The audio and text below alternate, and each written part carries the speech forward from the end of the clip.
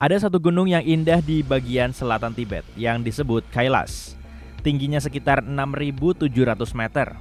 Ini tidak terlalu tinggi dan jauh lebih rendah dari Gunung Everest. Tapi tidak seperti Everest, hampir tidak ada orang yang pernah mendaki Kailas karena satu alasan yang tidak biasa. Pada tahun 1926, seorang pendaki terkenal asal Inggris memutuskan untuk mencapai puncak gunung dan mempelajarinya untuk waktu yang lama. Asosiasi Pendaki Gunung memberitahunya bahwa gunung itu sama sekali tidak dapat diakses. Meskipun demikian, dia terus mencoba. Saat menjelajahi bagian utara gunung, salju mulai turun pada saat itu. Tidak mungkin bekerja dalam kondisi seperti itu, jadi dia menyerah dan meninggalkannya. Upaya berikutnya untuk mendaki ke puncak Kailas dilakukan oleh pendaki lain, Kolonel Wilson. Bersama rekannya, mereka menemukan jalan yang paling cocok untuk mencapai puncak. Mereka yakin bahwa mereka akan mencapai tujuan mereka, tetapi musim dingin yang berat merusak rencana mereka. Sang kolonel ingin kembali lagi, tetapi tidak pernah jadi. Orang lain yang ingin mendaki puncaknya adalah seorang penulis dan pendaki asal Australia. Dia menjelajahi wilayah pegunungan Tibet dan melihat Kailas. Pada saat itu, dia berpikir bahwa dia akan dengan mudah mencapai puncaknya. Dia bertemu dengan seorang lama setempat dan bertanya kepadanya apakah mungkin untuk mendaki Kailas. Lama menjawab bahwa hanya orang yang tidak berdosa, bebas dari dosa yang bisa sampai ke sana. Dan orang ini bahkan tidak perlu memanjat dinding es, karena dia akan bisa terbang ke atas sana seperti burung. Penulis tidak benar-benar mengerti apa yang dimaksud oleh sang lama, tetapi untuk beberapa alasan meninggalkan idenya. Kemudian pada tahun 80-an, Asosiasi Pendaki Gunung kembali mempertimbangkan masalah Gunung Kailas. Mereka memutuskan untuk mengizinkan penaklukan puncaknya kepada Reinhold Messner, seorang peneliti Italia yang merupakan salah satu orang pertama yang melakukan pendakian solo ke Everest. Ketika dia mendengar tawaran untuk mendaki Kailas, dia menolak untuk melakukan ekspedisi. Dia berkata, jika kita menaklukkan gunung ini, maka kita menaklukkan sesuatu di dalam jiwa manusia. Pendaki tersebut tahu bahwa gunung ini adalah tempat suci bagi masyarakat Tibet. Para peziarah dari seluruh dunia datang ke kakinya. Reinhold Messner mengetahui hal ini dan tidak ingin melakukan sesuatu yang dapat menyinggung perasaan orang lain. Tidak ada yang diperbolehkan mendaki ke puncak gunung ini. Tapi kamu bisa pergi ke kakinya untuk merasakan energi dan menikmati pemandangan yang indah. Letakkan foto pegunungan Pelangi dan kanvas dengan lanskap yang ditulis di sebelahnya. Akan sulit untuk membedakan gambar dari kenyataan. Pegunungan ini terlihat seperti lukisan. Ini adalah seni alam yang nyata. Pegunungan Pelangi yang terletak di salah satu taman geologi di Tiongkok berkilauan dengan hampir semua warna pelangi. Bebatuannya seakan-akan dilapisi kaca dan memantulkan cahaya matahari. Tempat ini mendapatkan warna-warna ini berkat batu pasir dan mineral. Zat-zat ini telah tertekan selama 25 juta tahun dan membuat Gunung Pelangi menjadi salah satu tempat terindah di bumi. Kita berada di Filipina, ada lebih dari 1.000 bukit yang tidak biasa yang tersebar di area yang luas. Bukan, ini bukan foto coklat. Ini adalah bukit coklat. Mereka kecil, ketinggian yang terbesar mencapai sekitar 120 meter. Kamu dapat dengan cepat mendaki ke puncak dalam beberapa menit. Keunikan dari bukit-bukit ini adalah ratusan ribu orang setiap hari menaburi puncak-puncaknya dengan jutaan ton biji coklat. Dan kemudian, ketika meleleh, aroma kakao yang luar biasa menyebar ke seluruh wilayah. Oke, hanya bercanda. Tentu saja itu bukan kepingan coklat. Setiap bukit ditutupi dengan rumput hijau. Selama musim kemarau, rumput ini mengering dan berubah warna menjadi coklat. Lanskap ini merupakan foto yang bagus untuk paket permen.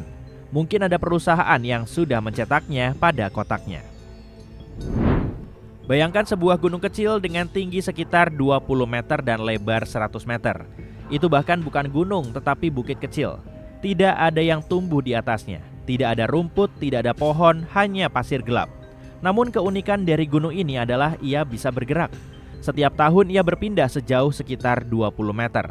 Lihatlah, ingat posisinya dan kembalilah dalam 12 bulan. Ia akan mengubah lokasi, tetapi juga mengubah bentuknya. Gunung bergerak terletak di Sabana, Tanzania. Gundukan pasir besar ini telah bergerak ke berbagai arah selama 3 juta tahun. Sebenarnya gundukan ini tidak terdiri dari pasir melainkan abu vulkanik yang bermagnet. Dahulu kala, gunung berapi meletus di sini. Abu yang mengendap membentuk bukit-bukit ini. Jika kamu mengambil segenggam abu ini dan melemparkannya ke udara, abu tersebut akan tertarik ke massa total bukit pasir. Angin yang kuat membuat mereka bergerak, tetapi kekuatan magnet membuat pasir tetap menyatu. Suatu hari, gunung ini terbelah menjadi dua bagian dan bergerak ke arah yang berbeda. Salah satu gunung yang paling misterius dan aneh terletak di Carolina Utara. Ini adalah Gunung Brown. Dari luar kamu tidak akan menemukan sesuatu yang istimewa di dalamnya. Tetapi cobalah untuk membawa tenda dan menghabiskan beberapa malam di sini. Mungkin kamu akan mengingat malam-malam ini selama sisa hidup Anda. Orang-orang sering melihat cahaya misterius terbang di sekitar gunung ini. Bola api aneh ini terbang dengan kecepatan tinggi di atas puncak dan menghilang ke langit malam. Kadang-kadang mereka menghilang, muncul dan menghilang lagi. Pada awalnya, orang mengira bahwa ini adalah hasil dari nitrogen yang menguap, tetapi teori ini dibantah. Kemudian, ada yang mengatakan bahwa bola-bola itu adalah cahaya dari lampu depan lokomotif. Namun, setelah rel kereta api kebanjiran dan kereta api berhenti beroperasi, orang-orang terus melihat cahaya tersebut. Ada laporan tentang cahaya putih, kuning, oranye, dan biru. Banyak yang yakin bahwa itu adalah ilusi optik. Seorang profesor fisika memutuskan untuk memeriksa keabsahan versi ini. Dia menghabiskan beberapa tahun di wilayah ini di sebelah gunung. Hampir setiap hari dia merekam batu itu dan suatu hari dia berhasil menangkap benda-benda aneh ini. Pada bulan Juli 2016 dia merekam Gunung Brown dengan dua kamera dari sudut yang berbeda. Dan keduanya merekam bola api yang terbang. Jika itu adalah ilusi optik atau silau pada lensa, maka salah satu kamera tidak akan menangkap fenomena ini. Hal ini membuktikan bahwa bola api itu nyata, namun sifat mereka masih belum diketahui. Salah satu pria mengklaim bahwa dia telah menyentuh bola terbang tersebut saat bola itu terbang di jalan raya. Pria tersebut mengatakan bahwa dia merasakan aliran listrik. Sekarang tempat ini menarik ribuan wisata dari seluruh dunia. Penggemar fenomena aneh dan tidak dapat dijelaskan suka datang ke sini. Gunung ini terlihat cukup menakutkan dan tidak bernyawa. Letaknya di sebuah pulau vulkanik kecil di Laut Tasman, Australia. Pulau ini disebut piramida bola. Pegunungan tajam di daratan ini memiliki bentuk segitiga dan ketinggian 550 meter. Ini hampir 2 kali lipat ukuran Menara Eiffel. Sepertinya ada ilmuwan atau vampir gila yang tinggal di puncaknya.